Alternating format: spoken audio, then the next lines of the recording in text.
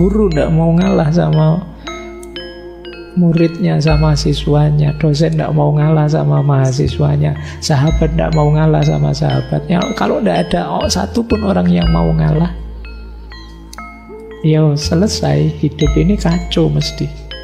Tabrakan semua.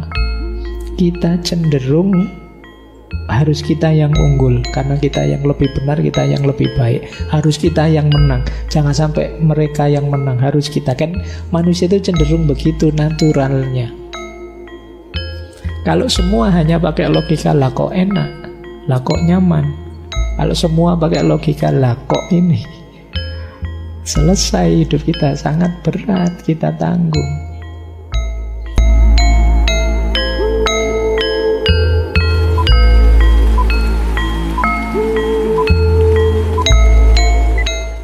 Assalamualaikum warahmatullahi wabarakatuh. Baik, bismillah. Malam hari ini kita belajar filosofi hidup Jawa. Istilahnya menarik, wani ngalah.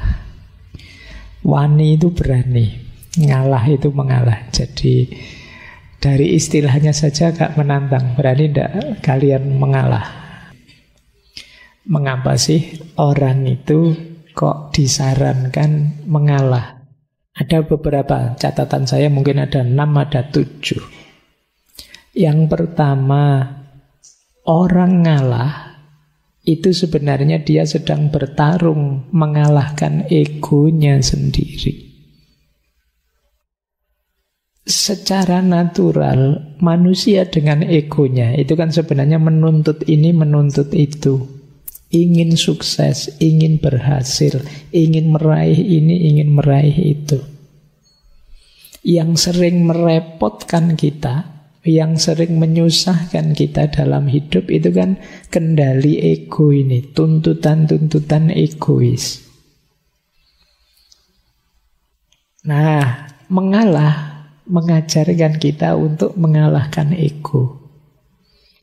Sebenarnya sih diri kita menuntut, ayo kamu maju saja, kalahkan semuanya. Kamu mampu kok, kamu bisa kok. Kan kita selalu diprovokasi seperti ini oleh para motivator-motivator.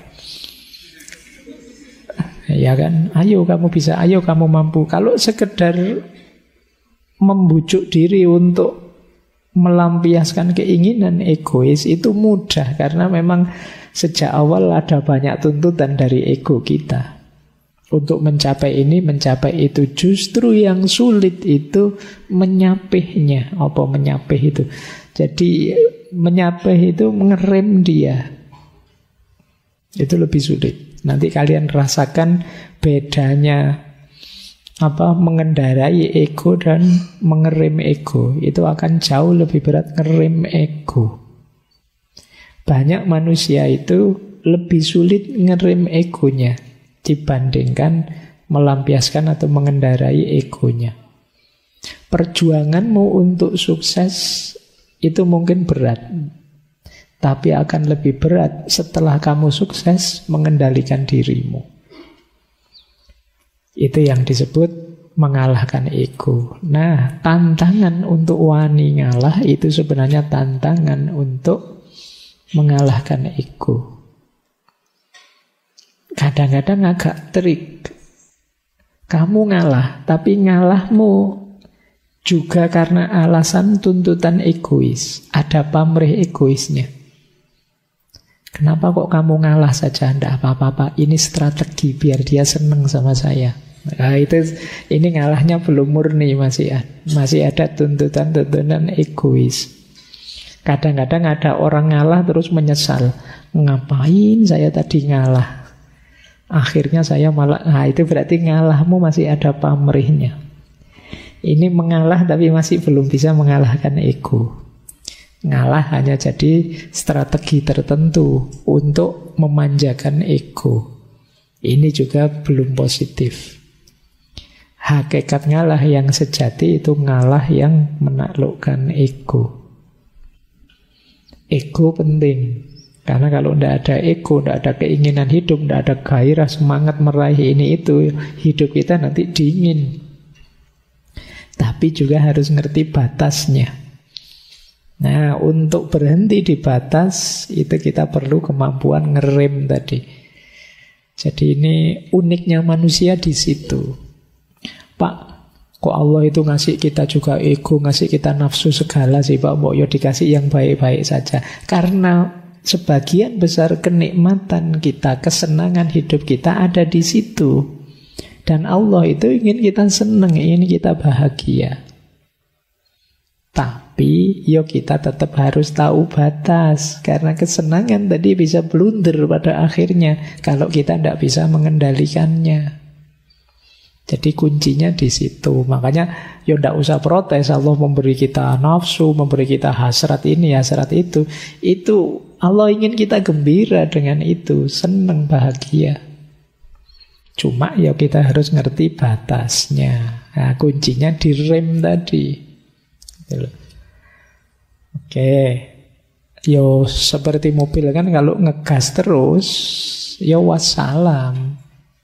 Kamu ndak akan bisa memanfaatkan secara maksimal mobil yang kamu miliki. Agar lengkap, yo ada gasnya, ada remnya.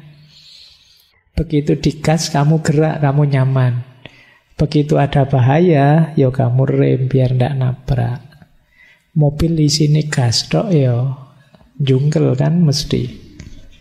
Tapi mobil ndak ada gasnya, rem tok, yo ngapain kamu punya mobil?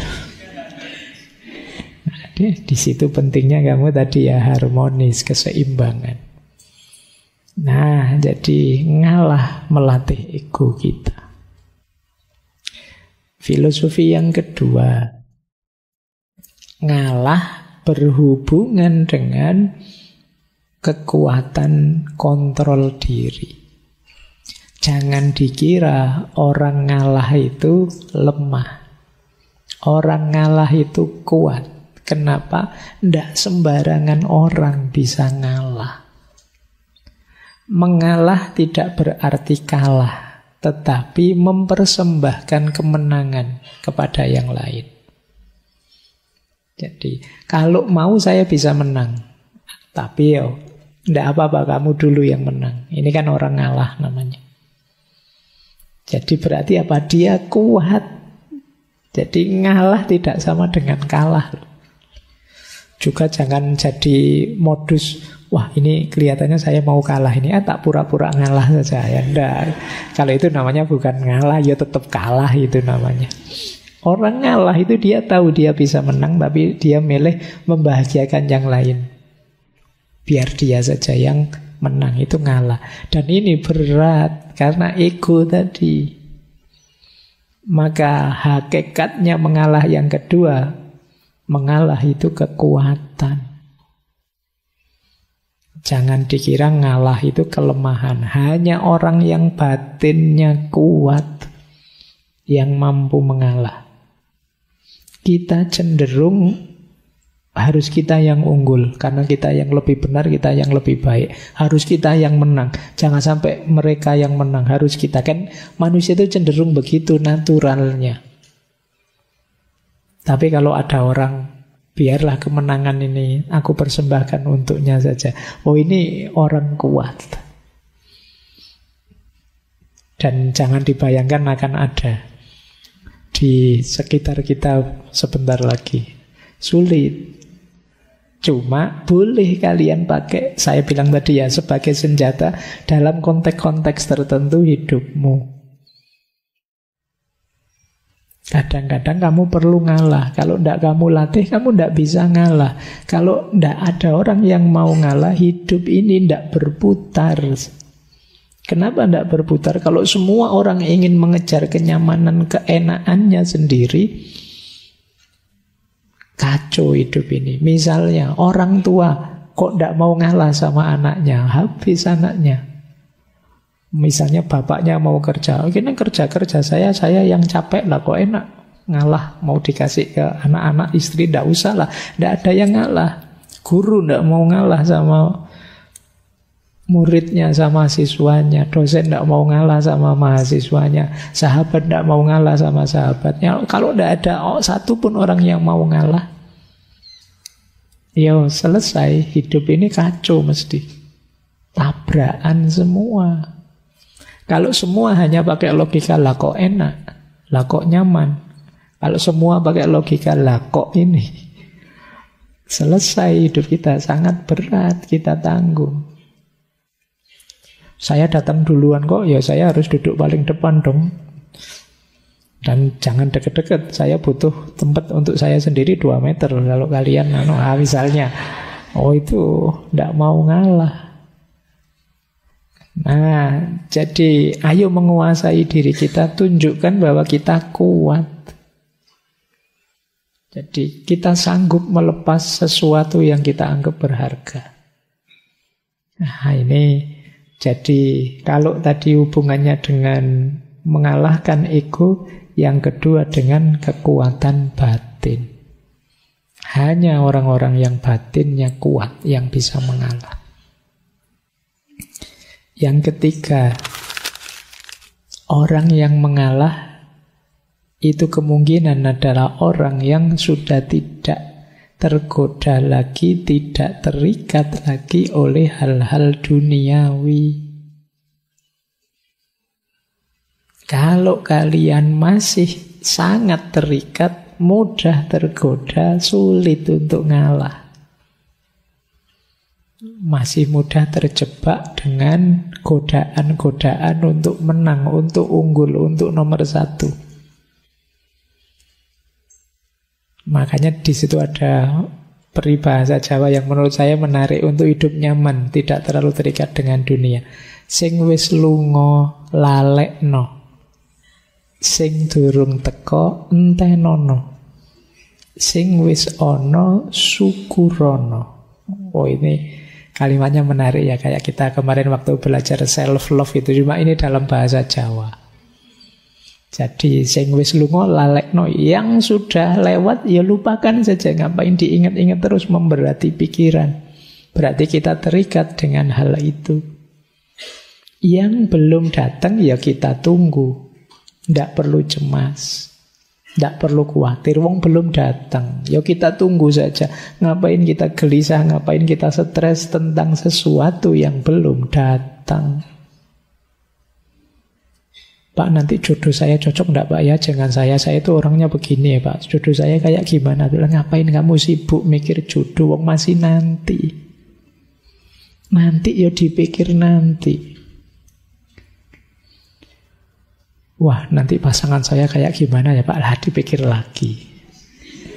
Sudah dibilangin jangan dipikir, wong itu masih nanti. Yang belum datang ya ditunggu. Kalau sudah datang baru kita baca, kita sesuaikan, kita beradaptasi dan lain sebagainya. Wong belum ada sosoknya, kamu sudah, saya latihan beradaptasi Pak. Beradaptasi buat apa? Wong masih belum jelas. Ya ditunggu saja. Tidak perlu putus asa, tidak perlu stres. Nah, yang sudah ada ayo disyukuri. Apapun itu yang kita miliki sekarang. Nah, nanti yang sudah ada akan jadi masa lalu, ya sudah kita lupakan. Yang sekarang kita syukuri pada akhirnya akan lewat. Yang kita tunggu akan datang jadi masa sekarang. Nah, yang akan datang akan ada lagi. Ini hidup, bagian dari cokro manggilingan kalau dalam bahasa Jawa. Kita nikmati saja tanpa perlu terikat, tanpa harus baper. Jadi biarkan berjalan sesuai sunatullahnya. Nah, ini ketidakterikatan duniawi. Orang yang sulit sekali mengalah itu biasanya punya banyak keterikatan. Iya sih Pak, mau saya kasih ke teman ini, tapi jangan-jangan nanti saya butuh, saya perlu. Saya kan juga harus punya prestasi juga Pak. Saya kan juga harus perlu ini, perlu itu. Jangankan yang prestasi, kadang barang apa-apa saja kan ya kamu sudah saatnya dibuang, tidak kamu buang-buang. Jadi akhirnya kamar kos-kosanmu itu sekedar sendok saja dari warung. Eman-eman loh Pak, ini siapa tahu nanti foto. Ada yang begitu ya. Wah, itu kadang-kadang. Jadi kamar kita isinya ndak karu-karuan wis.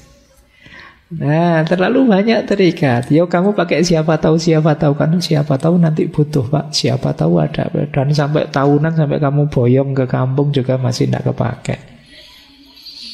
Nah, nanti perlu belajar lagi logika minimalisme dulu ya, bagaimana hidup itu jangan terlalu diberati oleh kepemilikan.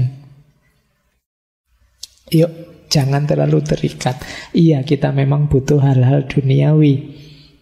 Kita perlu ini, perlu itu, tapi jangan terikat. Terikat itu namanya harga mati. Sudah, kalau ndak ini ndak bisa Pak. Saya harus punya ini, saya harus punya itu namanya terikat. Oh, kalau ndak ada ini, saya masih ada ini kok Pak. Kalau ndak ada itu, saya masih bisa ini. Itu namanya ndak terikat. Waduh, listriknya mati. Ndak apa-apa, masih banyak bisa melakukan hal lain tanpa listrik. Sinyalnya kok seret, enggak apa-apa ya, berarti enggak usah pegang HP yang perlu sinyal, game yang enggak pakai Nah, ada banyak alternatif kok, enggak usah takut. Tapi kalau kamu terikat di satu atau dua hal, ya nanti akibatnya tadi egomu semakin besar. Jadinya kamu sulit ngalah. Oke ya. Baik. Ini hakikat mengalah yang ketiga. Hakikat yang keempat. Orang itu bisa mengalah kalau dalam dirinya sudah muncul cinta yang tulus pada sesama, pada apapun yang ada di sekelilingnya. Tanpa adanya cinta, mengalah tadi mungkin hanya strategi untuk lagi-lagi memanjakan ego. Seolah-olah ya sudah saya ngalah, kamu saja yang menang. Tapi di balik itu ada kepentingan lain. Kenapa bisa begitu? Ya karena tidak didahului dengan karakter cinta. Maka tantangan wani ngalah tadi kelihatannya sederhana. Alah Pak, cuma ngalah saja kan begitu, saya bisa enggak? Ada prasyaratnya. Antara lain apa? Ngalahmu itu harus terbentuk karena ada rasa cinta. Dari cinta itu kan nanti muncul kepedulian, namanya care. Dan ingin memberi yang terbaik pada yang kamu cintai, namanya responsibility. Tanpa adanya cinta mungkin kamu ngalah, tapi ngalahmu biasanya masih ada pamrihnya. Tidak demi dia tapi demi dirimu. Jadi mengalah itu bisa disebut manifestasi dari cinta yang tulus. Tanpa ada cinta, mengalahmu belum tuntas. Dengan adanya cinta, mengalah itu nanti jadi manifestasi keikhlasanmu, manifestasi pengorbananmu atas nama cinta. Baik, ini tidak perlu saya jelaskan lama-lama ya. Kalau tentang cinta kalian sudah tinggi wawasannya, infonya sudah banyak. Saya lanjutkan. Yang penting yang keempat sudah ya. Jadi ternyata ada hakikat cinta di balik mengalah. Orang yang benar-benar jatuh cinta bisa dilihat hidupnya saling mengalah, bukan saling egois. Jadi kalau cinta kok masih saling menuntut, masih menuntut untuk dibahagiakan, dipuaskan, dinyamankan, ini masih negosiasi, masih belum cinta. Aku memberi apa, kamu memberi apa. Tapi kalau sudah cinta yang tulus, isinya tadi saling mengalah. Aku memberi yang terbaik untuk dirimu, kamu memberi yang terbaik untuk diriku. Karena kita sama-sama memberikan yang terbaik, ya kita sama-sama meningkat pesat. Maka orang yang saling mencintai itu kan, kalau ini cintanya tulus, ya kualitas dirinya naik pesat gara-gara cintanya. Yang semula tidak begini sekarang bisa. Yang semula Biasa-biasa bisa luar biasa ketika orang jatuh cinta. Itu hebatnya energi cinta. Hanya bisa ditandingi oleh energi patah hati. Ya, patah hati juga energinya luar biasa. Ya manfaatkan energi itu ya. Energi itu kan penting. Kalian kalau tambah energi kan tidak bersemangat apa-apa. Ya siapa tahu ada yang banyak patah hati, nanti kita bisa bikin pembangkit listrik tenaga patah hati. Baik. Iya kan tidak butuh batu bara, tidak butuh lagi. Baik, kita lanjutkan. Ini yang keempat, hakikatnya mengalah. Yang kelima, kenapa sih orang bisa mengalah? Karena jiwanya adalah jiwa yang luas. Hatinya hati yang pemaaf. Orang yang ngalah itu kan kuncinya 3. Dia mengutamakan yang lain, mendahulukan yang lain, dan memaafkan yang lain. Ini kan seorang pengalah. Nah, berarti apa? Selain penuh cinta, orang yang mengalah itu sebenarnya punya karakter pemaaf. Hatinya luas. Dan memaafkan ini penting. Ada cerita mungkin ya teman-teman, pernah saya singgung beberapa kali kemarin waktu Maulid Nabi. Rasulullah itu kan pernah satu ketika ada tetangga beliau, orang Yahudi yang benci sekali sama beliau. Setiap kali Rasulullah berangkat sholat subuh pagi-pagi, selalu diludahi oleh orang ini. Begitu lihat Rasulullah lewat, diludahi, cus pokoknya itu. Ya dan Rasulullah ini ya karena jiwanya sangat luas, sangat pemaaf, pengalah, kalau dalam istilah malam hari ini ya beliau terima saja itu. Nah, pada akhirnya satu ketika setelah berhari-hari seperti ini terus, tiba-tiba satu pagi ketika Rasulullah berangkat ke masjid, tidak ada yang meludahi. Malah heran Rasulullah, loh ini mana ludahnya yang tiap hari datang. Akhirnya beliau tanya pada orang di situ, ini mana orang ini yang biasa meludahi saya? Oh beliau, Rasulullah sedang sakit. Makanya tidak sempat meludah. Ya kalau sakit masih nyempet-nyempetin meludah, ya kebangetan. Nah, begitu tahu sakit, Rasulullah terus dengan kebesaran hati beliau, sifat pemaaf dan pengalah beliau, ya terus didatangi orang ini. Dan orang ini betapa tersentuh hatinya, karena ternyata engkau yang orang tiap hari aku ludahi adalah orang pertama yang menjengukku waktu sakit. Ini kan luar biasa, jiwa pecinta, jiwa pemaaf, jiwa pengalah. Dengan contoh ini kalian boleh bilang mengalah ternyata memang bukan berarti kalah. Pada akhirnya kan tetap yang menang Rasulullah. Orang ini kan terus jadi masuk Islam.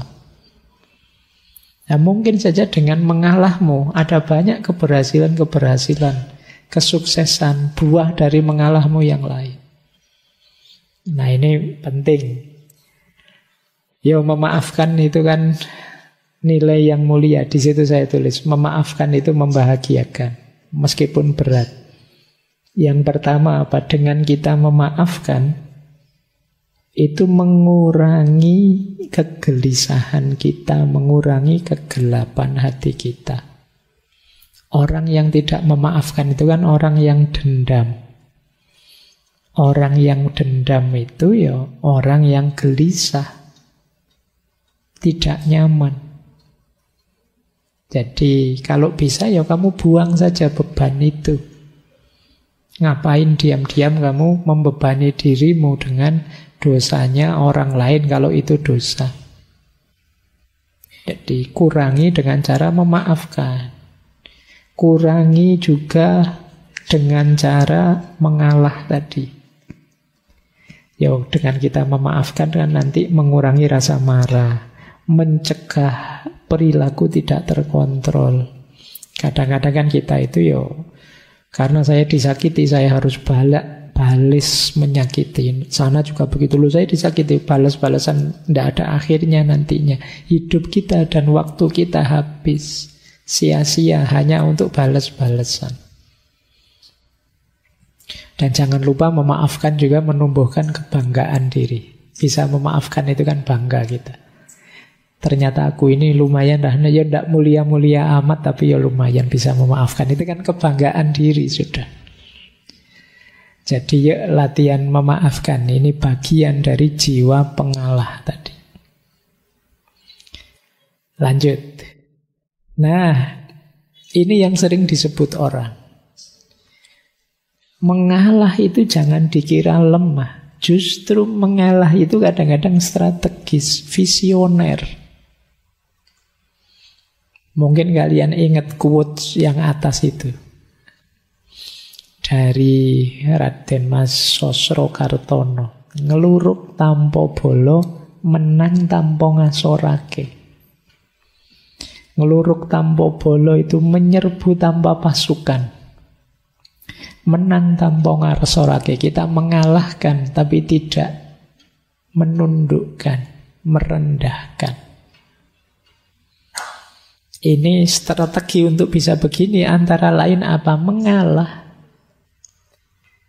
Begitu kita mengalah, kita melakukan kebaikan, mengalah tadi untuk seseorang, dia akan tersentuh hatinya. Sehingga dia balas ingin membahagiakan kita, ingin memberi kita sesuatu. Ya nama lain dia tunduk akhirnya pada kita. Itu kan kita semacam menyerbu dia tanpa pasukan. Pasukan kita ya kebaikan hati tadi. Antara lain mengalah. Jadi tidak usah putus asa dengan kebaikan, lakukan terus pada siapapun. Pada akhirnya orang yang kita beri kebaikan itu ya akan takluk pada kita. Seperti orang yang diserbu pasukan. Padahal itu tidak ada pasukannya apa-apa. Hanya pasukan kebaikan. Itulah ngeluruk tanpa bolo. Manusia itu selama masih manusia, kalau dia diberi kebaikan terus, tidak mungkin tidak tersentuh hatinya. Sejahat apapun dia. Ya kayak di film-film itu kan kadang penjahatnya ragu-ragu karena tokohnya sangat baik lakonnya. Itu nama lain dari ngeluruk tanpa bolo. Dan menang tanpa ngasorake. Tidak membuat malu yang lain. Ya dengan jalan mengalah tadi. Dengan jalan kita mengalah, monggo sampean yang duluan, monggo sampean yang juara, yang berprestasi, monggo sampean. Nah ini membuat dia kan tidak rendah. Tapi hakikatnya kita yang menang.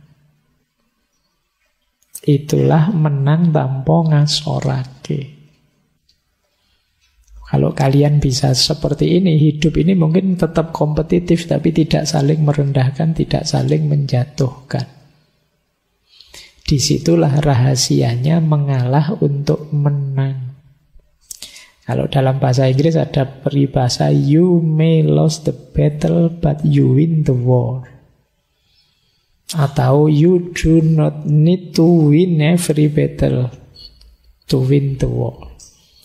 Engkau mungkin kalah dalam battle. Battle itu ya pertemuan sekelompok pasukan, tapi tetap win the war.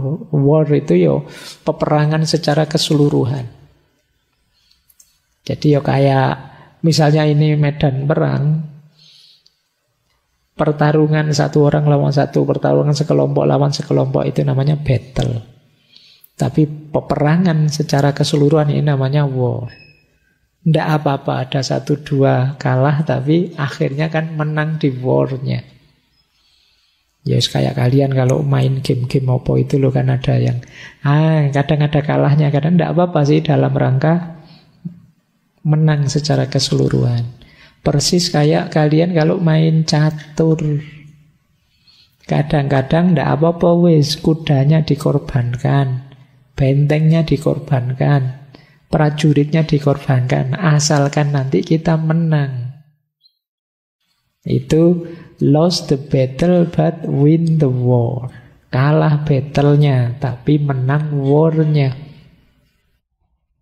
Nggak apa-apalah sekarang IP saya rendah jadi lulusnya biasa-biasa, kamu cum laude. Di sisi ini saya kalah. Tapi dalam hidup yang sebenarnya nanti, wah saya sukses luar biasa jadi pengusaha konglomerat, kamu cuma pegawai saya misalnya.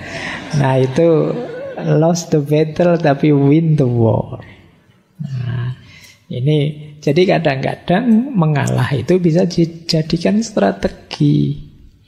Di banyak kisah-kisah perang, ya nanti kalian bolehlah baca-baca strateginya Sun Tzu atau Three Kingdom dan lain sebagainya. Banyak strategi-strategi ini dipakai. Diumpankan ini biar kalah, kemudian di strategi yang di sini sengaja ngalah biar yang secara umum menang dan lain sebagainya. Itu namanya lost the battle tapi win the war. Ini penting. Yo hidup juga harus taktis. Jangan nyeruduk terus, maju terus. Gampang kalah. Ada strategi mundur sebentar, ada ngalahnya, tapi nanti kita memenangkan seluruh peperangan. Nah ini ada rahasia ini juga dalam mengalah. Jadi visioner dan strategis. Melihat jauh ke depan. Tidak apa-apa sekarang saya kalah, tapi ke depannya nanti saya sudah target ke sana. Dengan modal sekarang saya bisa menang. Nah ini namanya lost the battle tapi win the war. Ini hakikat mengalah yang ke-6. Hakikat ngalah yang ke-7. Ternyata banyak hakikatnya ya. Padahal judulnya cuma 2 kata, wani ngalah, tapi rahasianya luas. Mengalah itu bagian dari spiritualisasi kehidupan. Yang duniawi tadi kita ilahikan, kita spiritualkan. Ada yang bilang ngalah itu sebenarnya dari akar kata ngallah. Mengallah, mengilahi. Hal-hal duniawi kita spiritualkan. Mengilahi itu begini loh. Kalau kita punya uang, kita pakai untuk seneng-seneng makan dan lain sebagainya, ya wajar saja itu. Yang duniawi kita pakai untuk dunia. Tapi ketika uang ini kita sedekahkan untuk fakir miskin, anak yatim dan lain sebagainya, berarti uang ini kita spiritualkan. Kita ilahikan. Nah, mengalah juga punya logika seperti itu.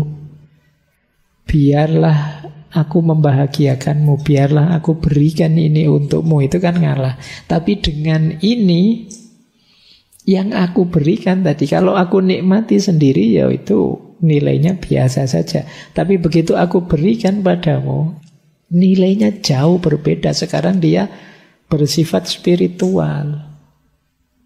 Sama-sama uangnya dibuat main dengan dibuat sedekah itu kan beda. Ketika dibuat sedekah, uang ini jadi spiritual. Kemenangan kita juga begitu. Kepemilikan duniawi kita juga begitu. Nah, cara menspiritualkan antara lain dengan cara mengalah tadi. Jadi, menspiritualkan peristiwa sebagai sarana menuju Allah. Tidak lagi fokus pada keuntungan atau kemanfaatan duniawi. Inilah hakikatnya mengalah. Sudah ada 7 hakikat mengalah. Nah, ganti sekarang. Hakikat sudah ya. Sekarang karakter pendukung. Pak, kok berat Pak saya mau mengalah itu? Latih pertama kali dengan membentuk karakter. Ada 4 karakter yang bisa memudahkan kita mengalah. Yang pertama, empati. Empati itu kemampuan kita memposisikan diri di tempatnya orang lain. Itu empati. Orang yang kuat empatinya lebih mudah mengalah. Iya ya, seandainya saya seperti temanku itu. Nah, ini namanya kemampuan empati. Mungkin aku sesedih dia. Mungkin aku ya stres seperti dia. Ini namanya kemampuan empati. Kenapa tadi kamu bisa mengalah? Karena aku bisa merasakan yang dia rasakan. Kalau saya kalah, gagal, wah sedihnya mesti berat sekali. Wah dia juga pasti begitu. Sudahlah, kamu dulu saja, tidak apa-apa. Nah, jadi kemampuan empati itu bisa lahir ketika mengalah itu bisa lahir ketika teman-teman bisa empati. Latihanlah berempati ya. Sering-sering membayangkan dirimu di posisinya orang lain. Sekarang kan banyak orang yang lepas kontrol. Saking bencinya, saking tidak sukanya, saking tidak cocoknya. Sampai marah-marah, sampai maki-maki, sampai ngomong jelek dan lain sebagainya. Itu sebenarnya bisa dinetralisir dengan kemampuan melakukan empati. Seandainya aku dia, pingin aku misuh-misuh seperti itu, tapi seandainya aku yang dipisui seperti itu, apa ya? Nyaman. Tidak usahlah nanti sakit. Sebagaimana kalau saya digituin juga sakit. Ini namanya kemampuan melakukan empati. Yang kedua, believe in a just world. Percayalah bahwa dunia ini masih bisa adil. Keadilan masih mungkin ditegakkan. Positiflah, optimislah. Karena kalau kamu pesimis, tidak percaya ada keadilan, sulit untuk ngalah. Wah, nanti saya sudah ngalah malah ciloko dewe saya pak. Nanti susah sendiri. Itu namanya kan kita tidak percaya pada just world. Wah, sekarang tidak zamannya pak ngalah. Ngalah tidak ketuman nopo nanti pak.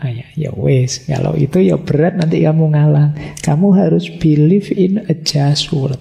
Percaya dunia ini adil.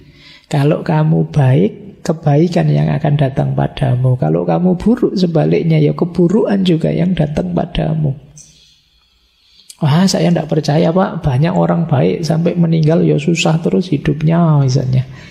Ya sudah, wong ini mindset, cara berpikir.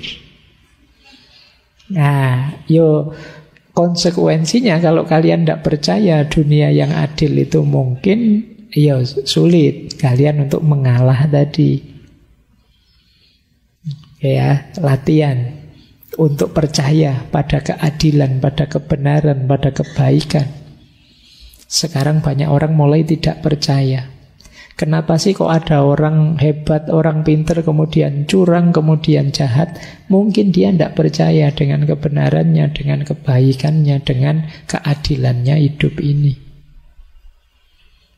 Hidup ini gimana pak? Yang enak kok dapat enak terus, dapat jatah ngatur ini ngatur itu dia enak terus, kita yang susah. Nah, ini berarti kalian mindsetnya mindset yang tidak percaya bahwa kebenaran, kebaikan dan keadilan itu pasti menang. Ya sudah, ya sulit berarti untuk masuk ke ranah mengalah ini. Yang ketiga, self control. Tadi jadi kunci untuk ngalah ya, latihan self control. Dimulai yang sederhana, entah apalah yang kamu ngontrol dirimu. Pingin sih itu, tapi yo nanti dululah, sebentar lagi latihan. Diempet sebentar. Pingin sih minum, tapi yo latihan. Diempet dulu sebentar. Tadi sudah diempet 1 jam, sekarang minum.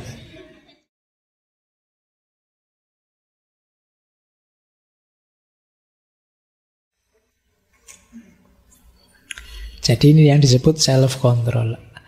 Kamu sengaja saja latihan. Subuh misalnya, habis sholat subuh, ingin sebenarnya tidur pak, latihan tidak tidur. Oh itu hebat kalau mau latihan. Sebenarnya saya tidak pingin tidur, Bapak. Saya nyoba tidur. Ya, itu mbok walik pingin enak kamu. Latihan ya mengendalikan diri. Masuk warung juga begitu. Wah, mau ngambil ini ngambil itu, ditahan. Latihan ngambil yang murah saja. Wong kamu bawanya juga duit sedikit. Itu juga self control. Latihan menahan diri. Dan yang keempat, latihan nyapih ego tadi. Jadi latihan menyapih ego itu sekali-sekali kamu tunjukkan pada dirimu sendiri bahwa ternyata aku itu ya lemah. Ternyata kadang-kadang aku itu ya keliru. Ternyata yang kuinginkan kadang-kadang juga tidak baik. Ada jeleknya juga. Ternyata cita-citaku juga tidak selalu positif. Ini namanya latihan untuk nyapih ego.